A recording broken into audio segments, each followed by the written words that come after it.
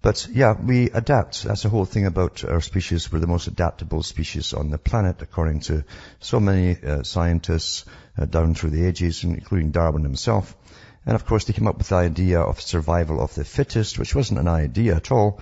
It was very old religion, because in ancient times knew darn well that the ones who were most likely to succeed were the ones who were the most aggressive, cunning, and wealthy. And of course, so if you bring in a money system, you have to have all three together to carry on intergenerationally. So you have money introduced. It does away with bartering. You force money upon the public through wars and occupying armies, things like that. And then you bring in the banking system, and then before you know it, everyone's adapted into working for money. It's like pet rats basically in a lab working for seed. They'll pull a lever to get the seed, and it never dawns on them eventually after a long time at this, there's a whole pile of seed next to them. No, they wait for that seed to come down the tube just like we do. And then I tell you, of course, that you can't own that pile of seed over there or the land that it sits on, and you very quickly forget that it's actually yours. You're born on it. So that's how we adapt, and it's survival of the fittest by those who claim that they are the fittest. How do they claim that? Well, they claim that they've held on to this system for many generations. That was one of the criteria even Darwin brought up himself. He talked about societies or generations which could have, or families which could hold on to their money and power and influence for at least 3 generations without the sons going wayward and being spendthrift and blowing it all, or the daughters either for that matter. And also, not just selective breeding, but special breeding. In other words, choose very, very carefully that through genealogy, your partners, and you would have the better offspring. That's what they believed. And Darwin himself was a product of that, because the Darwin family already had been only breeding into one other family, the Wedgwoods, for quite a few generations before him and during his time and after him as well. So that's really how the system works. And of course, when you look at many, many books in science and biology, and of course the evolutionary theory, which is in everything, you realize that they have specialized branches in everything. Hi folks, I'm back cutting through the matrix and just touching on really the ideology behind the system that we're now into. And it's worldwide, as I say. We always think we've got choices in the way things are presented to us by press, media, and even voting. But in reality, there's only one agenda. There really isn't another agenda. And even when you see communism versus capitalism, you have to go into your history and you find out really it comes from the same people. The same banking boys came up with both. The Hegelian dialectic, they called it at the time. And the public, of course, were never to figure out. Most of them never do figure out. That's how the thing works with left and right. And then they have their synthesis basically along the end. So we go through this process all the time, right down to when it comes time to vote. Even though every president and prime minister across the world, pretty well, Western world, has been a member of this one organization since the late 1800s. We still think we've got party politics. It's such a joke, such an awful joke. And we adapt, as I say, for different reasons, mainly because most folk are either at the bottom, they're scurrying and worrying and working maybe 2 or 3 jobs to get by, or if they're not working and they're exhausted and they're partying like crazy, or just zonked in front of the television set, or they're taking drugs, whatever it is that gives them some kind of peace in this day and age. And because of that, they don't want to have serious news, serious involvement in thinking deeply about the whys of things. Most of them take it for granted. It just is. That's what they'll tell you if you ask many questions. Well, it is because it is. It's the system you're living in. That's just the way it is. Never dawns on them. They've never even thought about how it got to be this way at all. And most will go to their graves never ever figuring it out either. And for those who do start figuring it out too, they feel rather helpless generally, because there's nothing to read. How do you change the system? How do you change a monolithic system that has been here for an awful long time, that runs on the one thing that controls everything, which is money, because it creates money out of nothing basically. It doesn't matter how it creates it. The fact is it's got it all. Even if this arrows adds a whole bunch of zeros behind a number, and it puts it on a computer, if that's legal, it's legal, as far as you're concerned at the top. They have it all. And with that money, you buy power, you can sink countries overnight if they don't go along with you. You can just crash your stock market. And you can make them borrow from you too. Once they're borrowing from you, you own the country. That's what Rothschild said. Quite a few times actually in different speeches he said the same darn thing. And people still think he was just being whimsical. But no, he was being deadly serious. Same thing too happened with all the crashes we've had, the planned crashes in the US, Canada and elsewhere in the last few years. All on cue. The worlds were allowed to go at it for a long time with no regulation, knowing darn well they'd accumulate all these bubbles, and it was just time to pop the bubbles. They didn't lose anything. That money didn't disappear into money heaven. It went somewhere else under lock and key, and then of course the public went and bailed them out again. And we take it all for granted because, as I say, you don't get the bill personally every month sent to you. None of us do. If we did, we'd say, what then? Why on earth would you keep voting the same system back in? If you saw what you're signed down to pay off and your children for about 10 generations from henceforth, I mean, it's just incredible. It's all called chronology. Chronology. And getting back to what I said too, Darwin really kicked off a big debate at the time.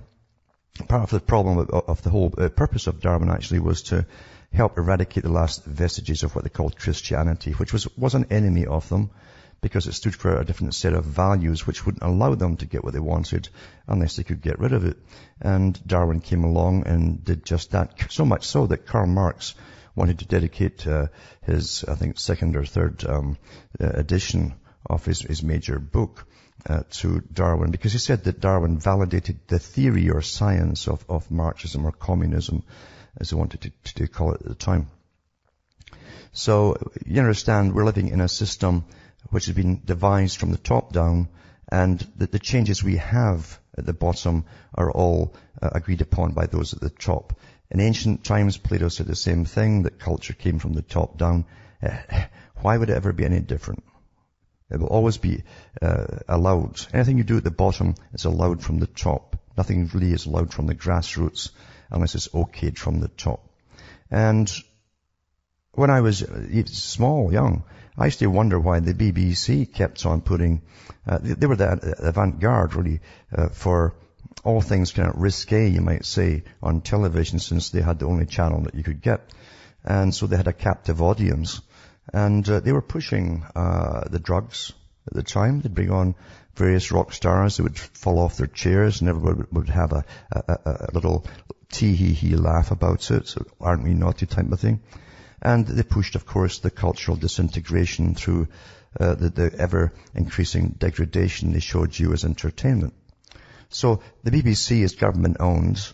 Everybody in it at that time had to belong to Eton. You couldn't get a job in the BBC unless you'd been to Eton at that time.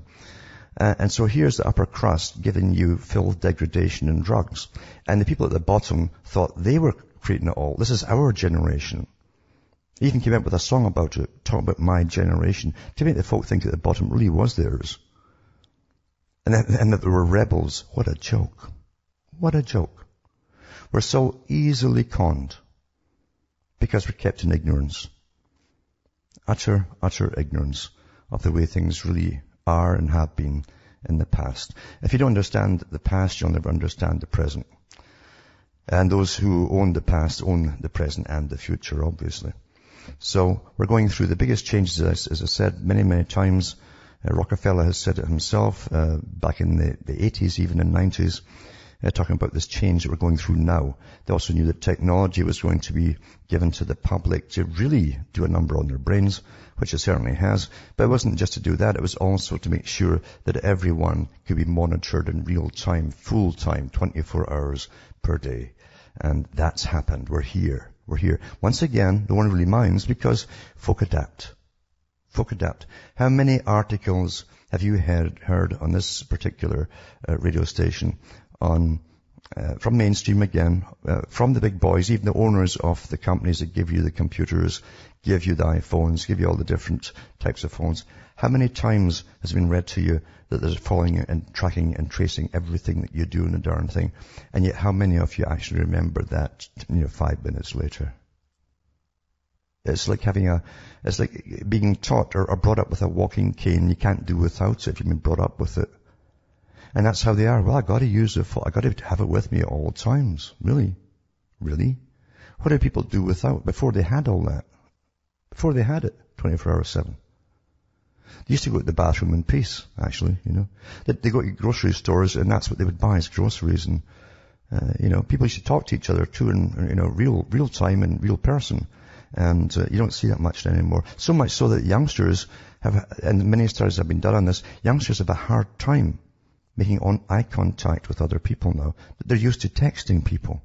They get all embarrassed when they actually have to face people and communicate. They still have their phones in their hands staring at them, So we are adapting and we're also disabled at the same time. There's so many articles out there today. I was just looking at so many of them, all from the government sources, telling you how wonderful it is that we're going into the next phase of the technological revolution and how old-fashioned the ideas of Orwell were with Big Brother. We've all accepted it. It's wonderful to be observed all the time. I'm not kidding you. We pay for these ads from our taxes to be brainwashed so that the governments can be even more intrusive than they already are. And they're training us now that it's all quite natural and that there's more to come. And we should actually want more observation, security, etc., etc. It's just amazing. And people think they're going to fight this thing by talking about it. Please, government, stop what you're doing. Please, signed so-and-so. This is just amazing.